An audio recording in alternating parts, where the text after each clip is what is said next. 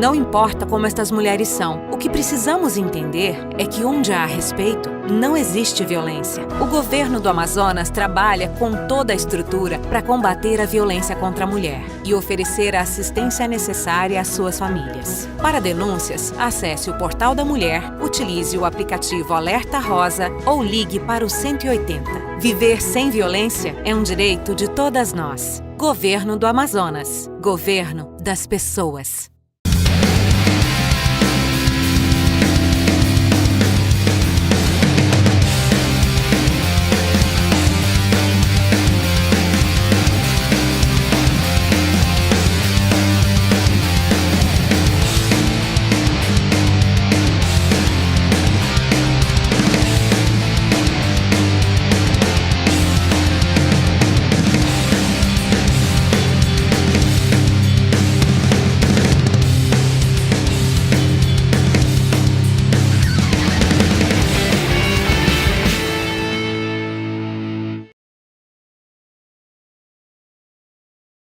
Bom dia, bem-vindos a mais um programa Meu Ambiente. No programa de hoje nós vamos falar sobre mobilidade urbana e nada melhor do que este local para exemplificar o que é que acontece em toda a cidade de Manaus. Nós participamos essa semana de uma audiência pública que foi organizada por Ronaldo Brasil.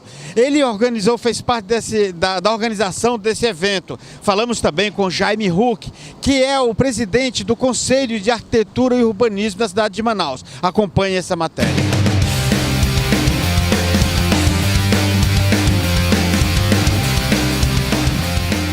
Bom dia, meu amigo telespectador. Estamos aqui na Assembleia Legislativa, no auditório Rui Araújo, para acompanhar a audiência pública com o tema Novas Alternativas para a Melhoria da Mobilidade Urbana em Manaus. Essa iniciativa pretende trazer ao público, trazer a discussão sobre os diversos problemas que existem em Manaus no que diz respeito à mobilidade urbana. Nós não temos calçadas, nós não temos condição de passeio de ciclismo, nós não temos condições de muitas coisas na nossa cidade. Uma simples faixa de pedestre pode se tornar um problema por conta da falta de consciência, por conta da falta de sinalização, por conta da estrutura física da cidade, por conta de falta de mobilidade urbana, de transporte urbano. Então é isso que a gente vai acompanhar hoje aqui no auditório. Nós estamos aqui com o Ronaldo Brasil, que ele é o responsável pela realização desse evento. Então, Ronaldo, olha, muito obrigado por estar nos recebendo aqui nesse evento e eu gostaria que você falasse um pouco dessa coordenação. Explica, existe isso dentro da Assembleia Legislativa? Muito obrigado pela oportunidade, mas é só um esclarecimento. Na verdade, eu sou responsável pela organização da audiência, porque a audiência ela é de cunho legislativo, foi chamada pela Comissão Especial de Políticas Públicas da Assembleia de Acessibilidade da Assembleia Legislativa do Estado do Amazonas, que tem como presidente o deputado Luiz Castro. Então, na verdade, eu sou mais um soldado nessa temática. E o nosso objetivo é trazer a discussão da questão da acessibilidade da mobilidade urbana. Essa comissão foi criada com o intuito de mapear essa transversalidade dessas duas questões, que é uma dúvida muito recorrente, que algumas pessoas ainda acham que mobilidade urbana e acessibilidade são a mesma coisa. Entretanto, elas não são, elas se complementam e é esse o objetivo desta audiência, falar sobre a mobilidade sustentável com a acessibilidade. E essa participação, após essa série de discussões, você tem alguma expectativa do que se consiga para resolver problemas referentes a essa situação? Veja, nós vamos discutir um plano que foi aprovado pela Câmara Municipal. A questão é a forma que ele foi aprovado. Respeitaram as audiências públicas previstas na aprovação do plano diretor e do plano de mobilidade. Entretanto, todos os segmentos representativos da sociedade que propuseram emendas ao plano diretor e ao plano de mobilidade urbana não foram respeitadas. Então foi praticamente um plano ditatorial, onde a sociedade participou, mas não foi respeitada a sua voz. E vale considerar uma coisa importante. não foi uma participação meramente ilustrativa. Esse segmento da sociedade, eles contaram com o apoio de técnicos renomados e fizeram propostas consistentes, propostas dentro da perspectiva da mobilidade, do Plano Nacional.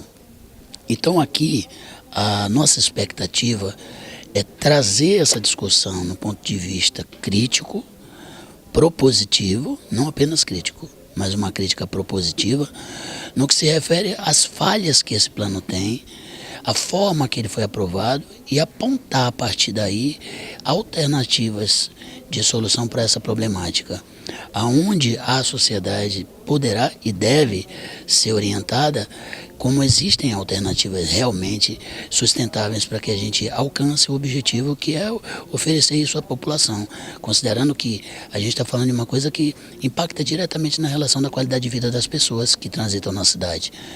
Então, se necessário for, o presidente da comissão, como é uma prática comum, entrar com ação no Ministério Público Federal para entender se essa iniciativa de aprovar o plano a qualquer custo teve apenas um interesse financeiro de trazer algum tipo de recurso.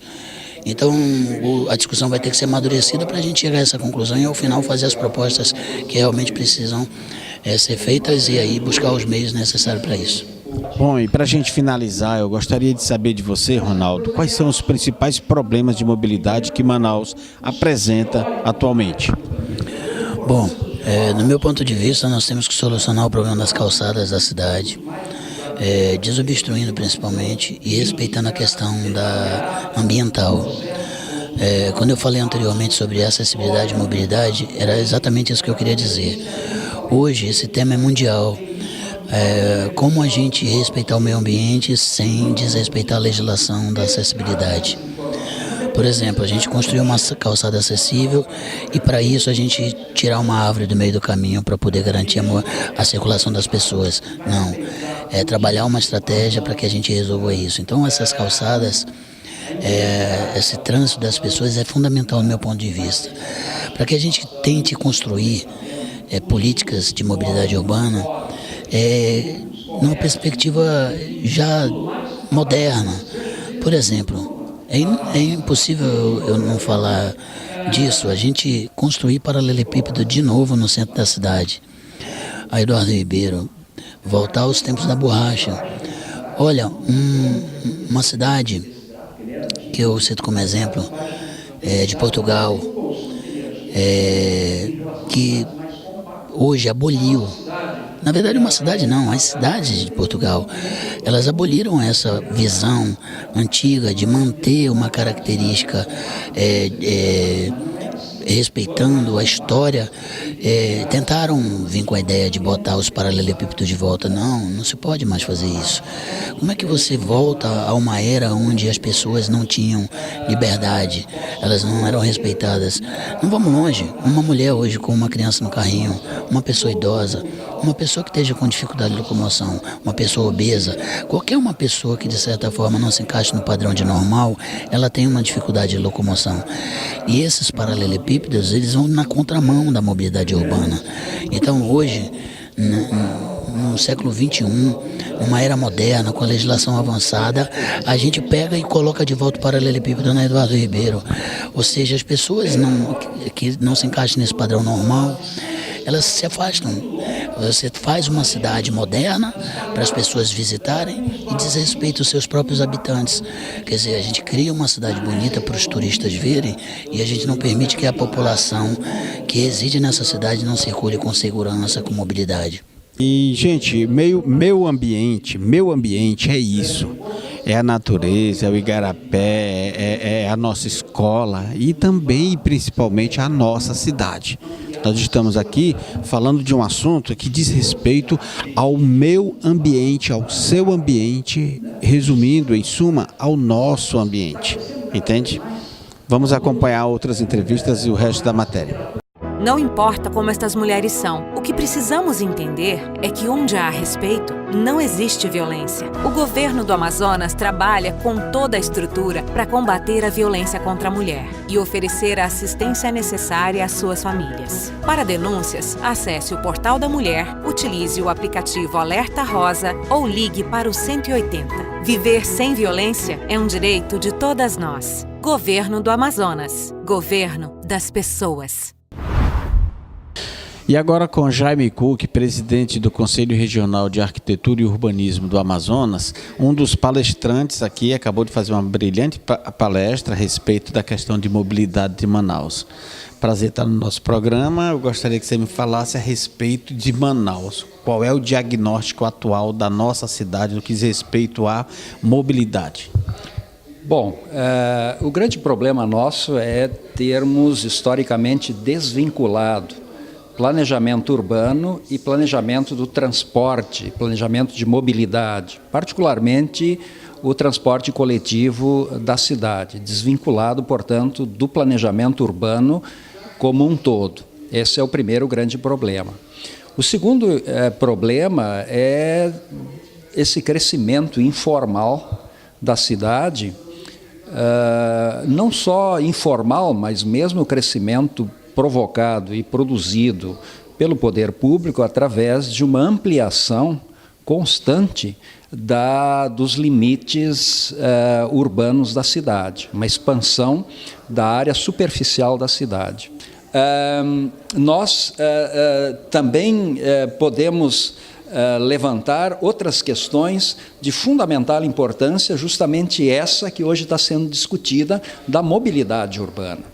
O setor, digamos, de transporte público, ele acaba sofrendo muito porque as distâncias se ampliaram. Então, se você tem um crescimento de população a tantos por cento, mas você tem um crescimento das distâncias desproporcionalmente muito maior, isso incide sobre o custo de operação do sistema viário da cidade.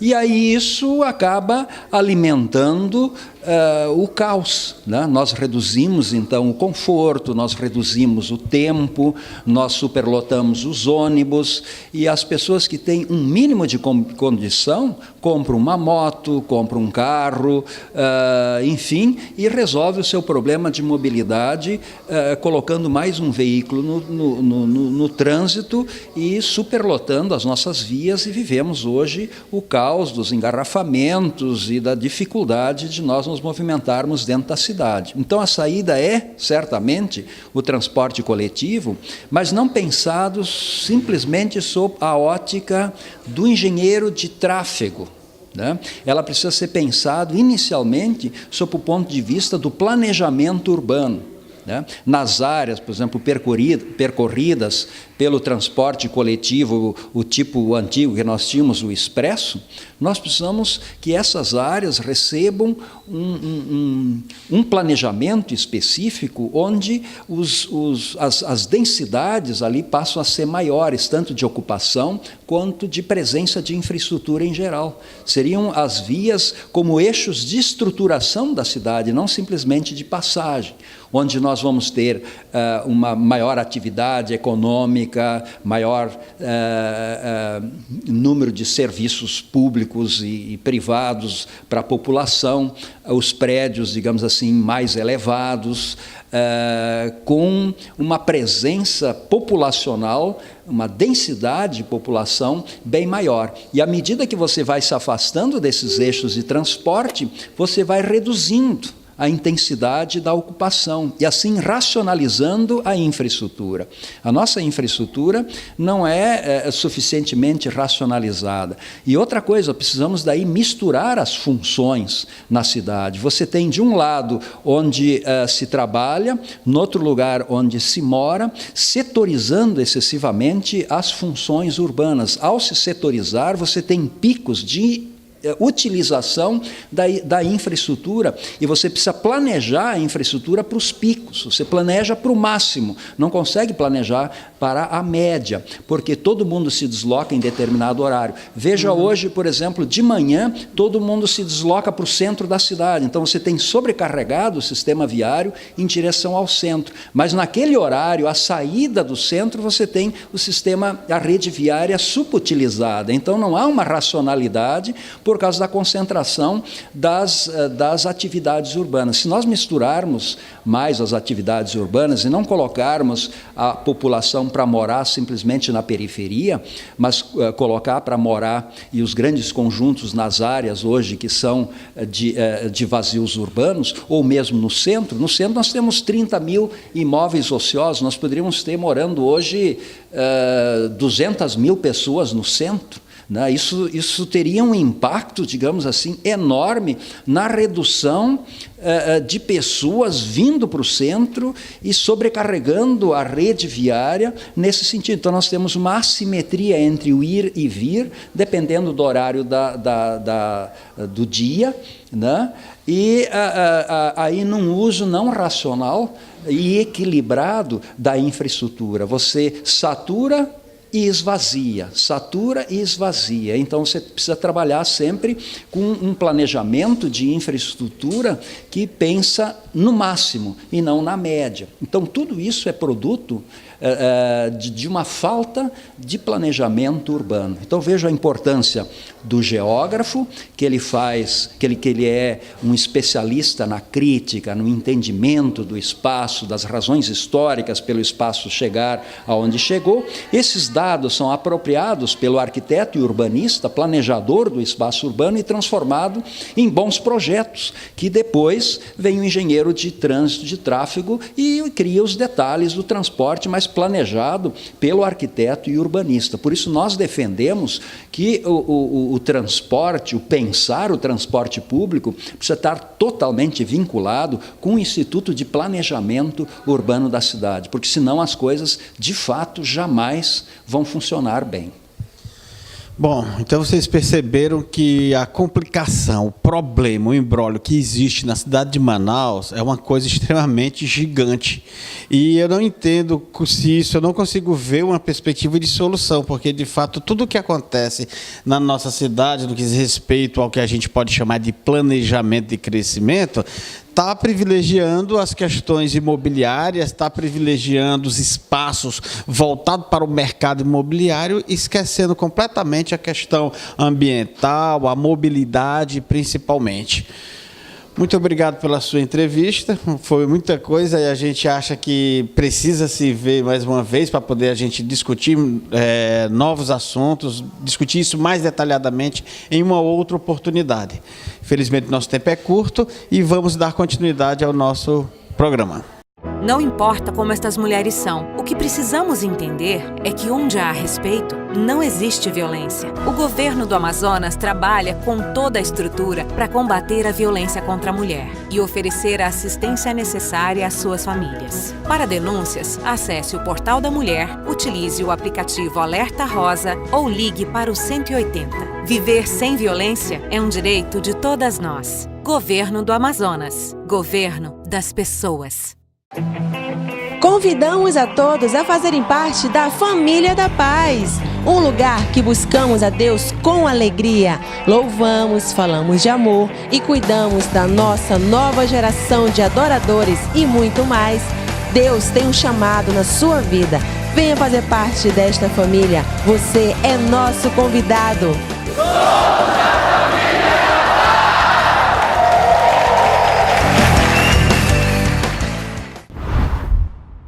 Dando continuidade ao programa, temos agora uma matéria com a Ana Aleixo, que é a diretora-presidente do Instituto de Proteção Ambiental do Amazonas, um importante órgão de fiscalização e necessário, o que é necessário para tudo quanto é obra, para tudo quanto é alteração, modificação, seja necessário ser feita na nossa cidade. Acompanhe a matéria.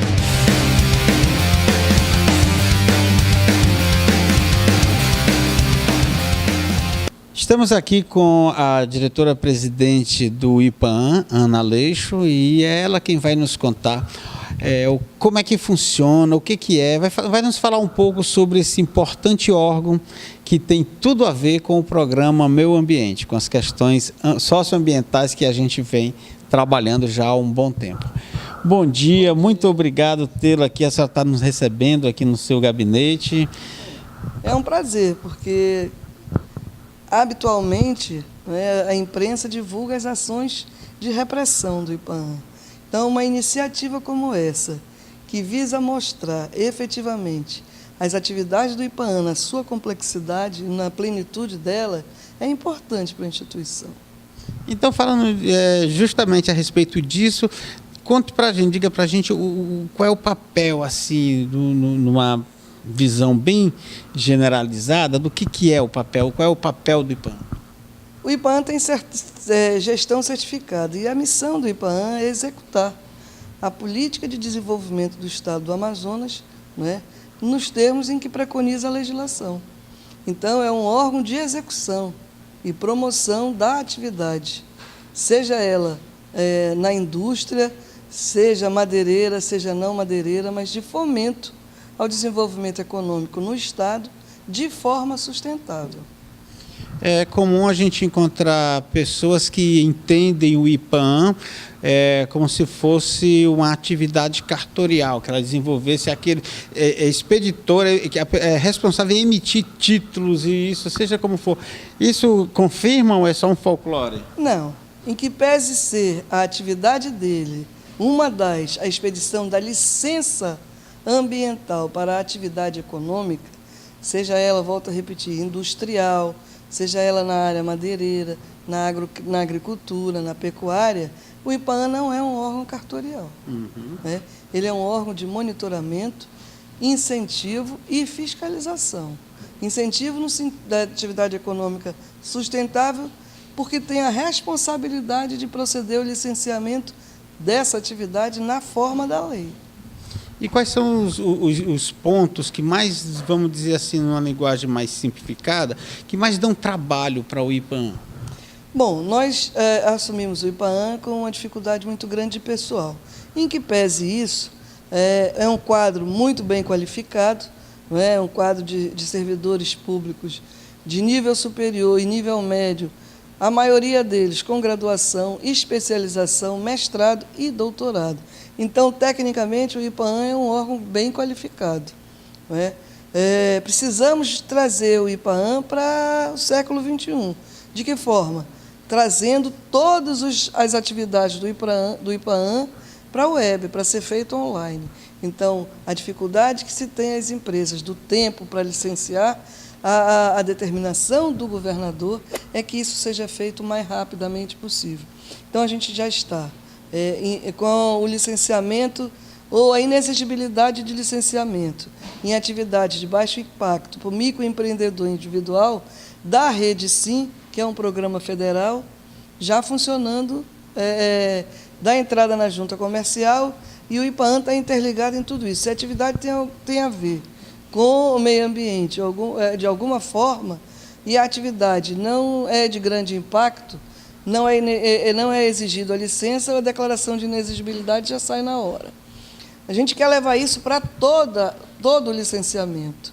Por quê? Porque se nós fizermos o licenciamento dessa forma, o IPAAN vai ter tempo suficiente, com a mão de obra que aqui dentro tem, com a qualificação que ela tem, fazer o monitoramento dessas atividades. Há quanto tempo o IPAAN está fazendo essa transição e até quando terá concluído? Olha, o IPAAN começa a fazer essa transição, né? Efetivamente para o licenciamento como um todo. Essa transição nós começamos no início do ano passado.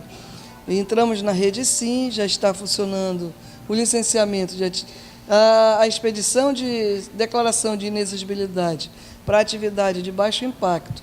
E a gente quer, até pela determinação governamental e da própria legislação, quando fala da transparência, que esse procedimento seja feito todo ele online, né, com os órgãos de controle devidamente certificados poderem acompanhar todos os processos. Isso vai ter como consequência direta o menor fluxo de pessoas aqui, de pessoas que têm interesse, vão poder em suas cidades, todas as... Isso, o principal é que a gente vai deixar de trabalhar processo físico, ele é todo online. Então, de qualquer lugar que tenha um bom ponto de internet, o empreendedor pode pedir a licença dele, anexar os documentos necessários. Há uma série de questionamentos, um questionário feito, ele responde e vai dizer efetivamente qual é a atividade, que tipo de impacto causa a atividade dele, né? E está classificado com o CNAE, que é uma informação que unifica todos os códigos das atividades econômicas, com a Receita Federal, com o INSS, com toda essa parte tributária, né? Então, fica muito mais fácil, você não vai exigir tanta documentação. E como é online e está na web, e isso o Estado todo, a gente não precisa, por exemplo, esperar documentos do município, por exemplo. A CIT é uma certidão que o município emite no parcelamento do solo dele, quer dizer, é o município que diz que tipo de atividade pode ser exercida naquele local. Esse é um documento essencial para que o licenciamento no IPAAN seja concedido. É o primeiro passo, que é a licença prévia. É a licença que a gente analisa onde vai se instalar o empreendimento. Existe muita irregularidade com a implantação de projetos aqui no Amazonas? Não. O Estado tem um grande problema, que é a questão fundiária, né? Então, há muito assentamento, por exemplo, nos municípios do interior, tem em algumas áreas que tem problemas fundiários graves. E isso não é o IPAAN que tem essa atribuição. No Estado tem a SPF, na União tem o INCRA, o Terra Legal e alguns outros programas. Mas a questão fundiária, no licenciamento, é fundamental. Porque como é que você vai licenciar um projeto agropecuário numa área que há divergência de titularidade? Então, essa é uma questão fundamental porque é um requisito da lei. A lei diz que você tem que ter determinados documentos na hora da solicitação do licenciamento, que a gente chama de requisito legal. Certo. Mas são muitos os casos onde empresas se instalaram de forma contrária à lei, que esteja ameaçando, que esteja desrespeitando os critérios ambientais, por exemplo? Não estão muitos, mas toda atividade econômica, todo processo de licenciamento, toda licença expedida vai causar impacto. A licença é concedida com algumas condicionantes. O que são condicionantes? Cuidados que o empreendedor tem que ter na implantação daquele projeto. E isso tem que ser monitorado. Então, via de regra, alguns, e é uma boa parte, deixam de cumprir alguns requisitos, né? Então, por isso que o monitoramento é importantíssimo, porque não existe nenhum empreendimento que não cause dano. E para o futuro? O que vocês pretendem para o futuro? Há algo planejado ou vocês pretendem mesmo como meta, por enquanto, deixar tudo online? Não. Toda essa parte, documentação, essa parte afeta as licenças expedidas pelo IPAAN. Todos os nossos processos internos de procedimentos têm que ir para a web, tem que ser num sistema de tecnologia de informação, né? Mas está se pensando reestruturação do IPAAN como um todo, e isso será a longo prazo. O objetivo nosso, a curto prazo, é agilizar o processo de licenciamento. Ok. Então, eu agradeço a sua entrevista, a sua participação. Foi bem interessante. Espero que vocês também tenham gostado desses esclarecimentos, dessas informações. E até a próxima. E é isso, estamos chegando ao final de mais um programa Meu Ambiente. Para fazermos o nosso próximo programa, nossas próximas edições, continuo contando com sua participação, que tem sido muito importante. Mande sua mensagem para o nosso WhatsApp, para o nosso Instagram, nosso Facebook, nosso site que está aí de cara nova. E aí assim a gente vai poder fazer um programa à sua cara, com a sua participação e juntos fazermos mudanças excelentes na cidade de Manaus. Até o próximo domingo.